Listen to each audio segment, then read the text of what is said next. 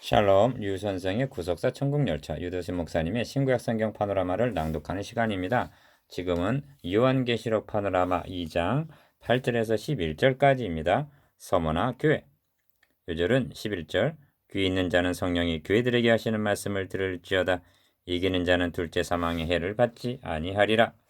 서머나 교회는 혼란과 궁핍의 한가운데 있는 교회입니다.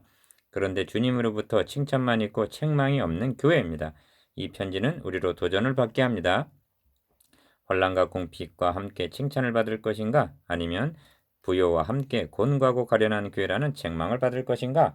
이를 세 단원으로 나누어 상고하겠습니다. 첫째 단원 8절에서 9절 칭찬, 둘째 단원 10절 권면, 셋째 단원 11절 약속. 첫째 단원 8절에서 11절 상반절 칭찬.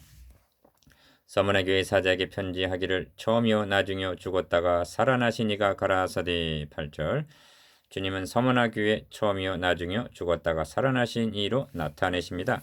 이는 1장 17절에서 18절까지의 반영인데 큰 혼란에 직면한 서머나 교회에 용기와 소망을 주는 모습으로 나타납니다. 기어 왜냐하면 처음만 되시는 것이 아니라 나중도 되시고 죽으시기만 한 것이 아니라 다시 살아나신 주님이시기 때문입니다. 니은 그러므로 우리가 주와 함께 죽었으면 또한 함께 살 것이요 참으면 또한 함께 왕 노릇할 것을 디모데후서 2장 11절에서 13절 믿기에 죽도록 충성할 수가 있는 것입니다. 주님은 서머나 교회의 가장 적절한 모습으로 나타내신 것입니다.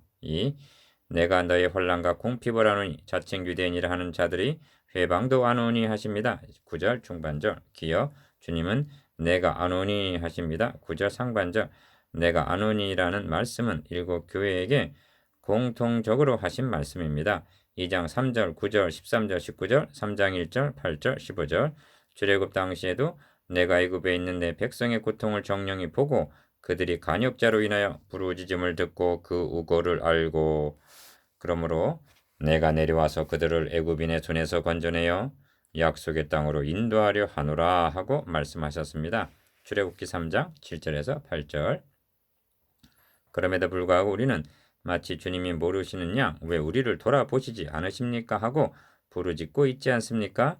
우리가 믿는 하나님은 자기 백성들의 머리털어까지 세시고 계시다고 말씀합니다. 니은 이처럼 아노니라는 말씀은 서머나 교회같이 책망할 것이 없는 교회에게는 큰 안위가 되는 말씀이요. 그러나 책망만 있는 라우디게의 교회에게는 큰 어미가 되었을 것입니다. 디귿 아브라함이 하나님의 약속이 믿어지지 않아서 하갈을 첩으로 취하였을 때 하나님은 그에게 나타나시어 너는 내 앞에서 행하여 완전하라고 말씀하셨습니다. 창세기 17장 1절 말하자면 아브라함은 하나님이 보지 못하고 알지 못하실 줄로 생각하고 비겁하게 하나님 뒤에서 행한 셈입니다. 리을 이를 누구보다도 인식한 사람은 사도 바울입니다. 그의 서신서들을 보면 그는 언제나 하나님 존전에 있었습니다. 그는 순교를 눈앞에 두고 기록한 마지막 서신에서 디모데에게 하나님 앞과 산자와 죽은 자를 심판하실 그리스도 예수 앞에서 그의 나타나실 것과 그의 나라를 두고 엄히 명하노니 하고 명합니다. 디모데후서 4장 1절 이를 가리켜 신전신앙이라고 말합니다. 그러므로 바울은 설교도 회중 앞에서가 아니라 하나님 앞에서 행하고 고린도후서 2장 17절 행하고 있느라고 말하고 있습니다. 미음 예비하는 자들과 설교하는 자들이 신전신앙 이 한 가지만이라도 놓치지 않고 있다면 예비와 생활에 많은 격려와 변화가 일어나게 될 것입니다. 교회가 직면하게 되는 모든 어려움은 신전신앙을 상실했기 때문이라고 말해도 과언이 아닌 것입니다. 그들을 향해 하나님은 말씀하십니다. 비유 너가 이 일을 행하여도 내가 잠잠하였더니 너가 나를 너와 같은 줄로 생각하였도다. 그러나 내가 너를 책망하여 너의 죄를 너의 목전에 차례로 베풀리라. 시편 50편 21절 3. 선문화 교회는 혼란에 직면해 있고 또한 궁핍한 교회입니다. 그런데 모든 것을 아시는 주님은 실상은 너가 부요한 자니라 말씀하십니다. 9절 중반절 선문화 교회는 분명 궁핍한 교회였습니다. 그러나 주님이 보시기에는 부자 교회라고 말씀합니다. 그렇다면 서머나 교회가 가지고 있는 것이 무엇이기에 부유하다 하셨을까요? 그러나 주님은 구체적으로 말씀하시지 않았습니다. 이는 진정한 부요가 무엇인지쯤은 알고 있으리라고 여기셨기 때문일 것입니다. 기억, 성경은 그 그리스도 안에는 지혜와 지식의 모든 보화가 감추어 있느니라 하고 말씀합니다. 골로새서 2장 3절. 서머나 교회는 다른 것은 다 잃었다 하여도 믿음으로 그리스도를 소유했기 때문에 부요한 교회였던 것입니다. 그러므로 그리스도를 만나고 그를 소유한 사람의 고백을 들어보면 그러나 무엇이든지 내게 유익하던 것을 내가 그리스도를 위하여 다 해로 여길 뿐더러 또한 모든 것을 해로 여김은 내 주 그리스도를 아는 지식이 가장 고상함을 인함이라. 내가 그를 위하여 모든 것을 잃어버리고 배설물로 여김은 그리스도를 얻고 그 안에서 발견대로 함이니. 빌립보서 3장 7절에서 9절. 이렇게 고백합니다. 니은 그러므로 바울은 선언합니다. 그리스도인들이란 근심하는 자 같으나 항상 기뻐하고 가난한 자 같으나 많은 사람을 부유하게 하고 아무것도 없는 자 같으나 모든 것을 가진 자로다. 고린도후서 6장 10절. 디귿 생각나는 말씀이 있습니다. 시편 기자는 이렇게 진술합니다. 내 소유는 이것이니 곧 주의 법도를 지킨 것이니이다. 시편 119편 56절. 서머나 교회는 그리스도를 소유하고 그의 법도를 지킴으로 칭찬만 있고 책망할 것은 없는 믿음에 부유한 교회가 될 수가 있었던 것입니다. 서머나 교회와는 대조적인 교회가 라오디게아 교회입니다. 그들은 나는 부자라 부유하여 부족한 것이 없다고 말했습니다. 그러나 주님이 보실 때는 공고하고 가련하고 가난한 교회라고 말씀합니다. 17절. 둘째 단원 10절. 권면 너가 장차 받을 고난을 두려워하지 말라. 볼지어다 마귀가 장차 너희 가운데서 몇 사람을 옥에 던져 시험을 받게 하리니. 10절 상반절. 1. 서머나 교회의 혼란과 궁핍은 끝난 것이 아니었습니다. 또 닥쳐올 것이라고 말씀합니다. 그런데 주님은 이를 막아주시겠다고 말씀하고 있는 것이 아니라 도리어 시험을 받게 하리니 하고 이를 허용하시겠다고 말씀하고 있습니다. 그렇게 하시는 의도가 무엇일까요? 기억. 지상의 교회를 전투하는 교회라 함은 주님의 고난에 동참하는 교회라는 의미입니다. 그리고 하나님의 작전은 저희 구원의 주를 고난으로 말미암아 온전케 하심. 히브리서 2장 10절. 즉 죽음을 통한 승리. 이것이 복음의 비밀이었던 것입니다.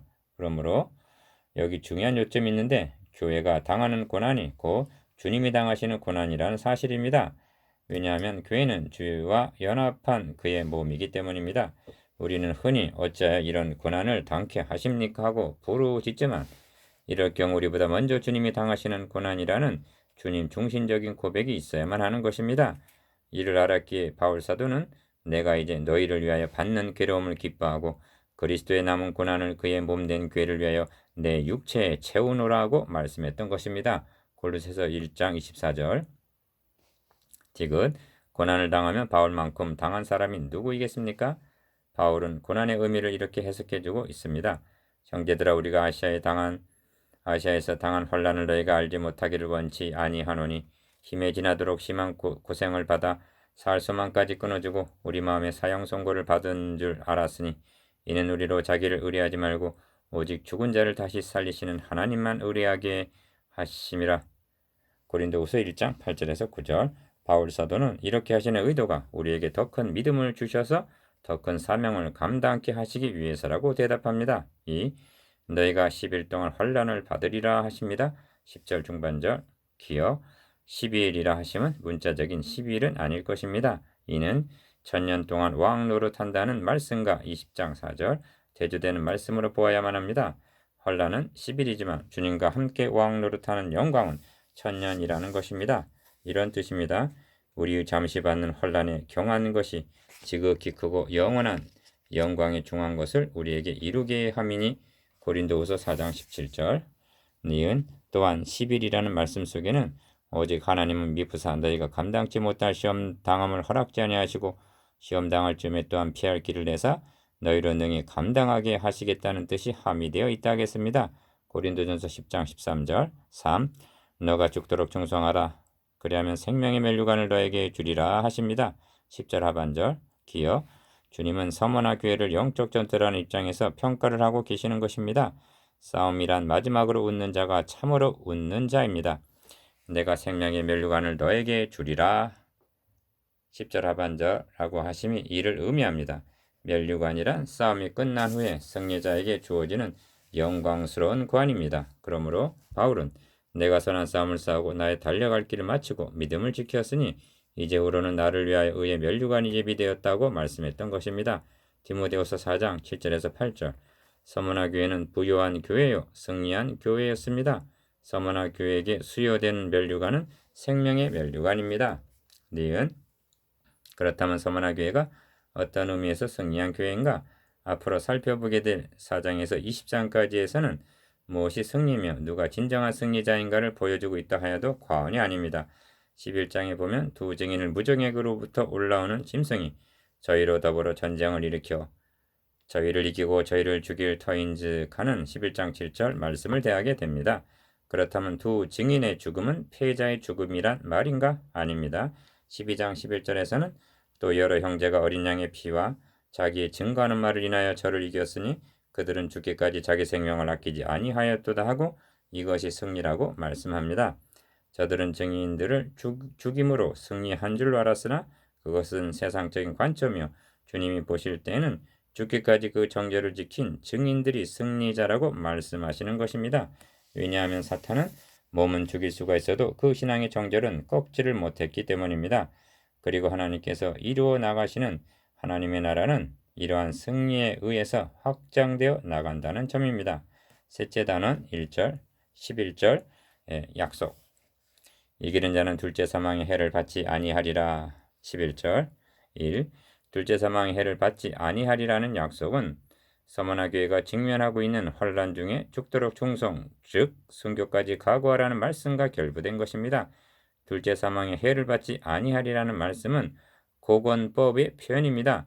몸이 죽는 첫째 사망의 해는 받을 수가 있을지라도 둘째 사망 곧 불못의 해는 받지 않게 된다는 영원한 생명에 참여하게 된다는 약속이기 때문입니다. 계시록 20장 14절. 혼란과 궁핍 중에 있는 서머나 교회에 주신 약속은 생명의 면류관이요 영원한 생명입니다. 이제 서머나 교회가 아니라 귀 있는 자는 성령이 교회들에게 하시는 말씀을 들어야 할 차례입니다. 여러분이 바라고 있는 교회상은 서머나 교회입니까? 아니면 라오디게아 교회입니까?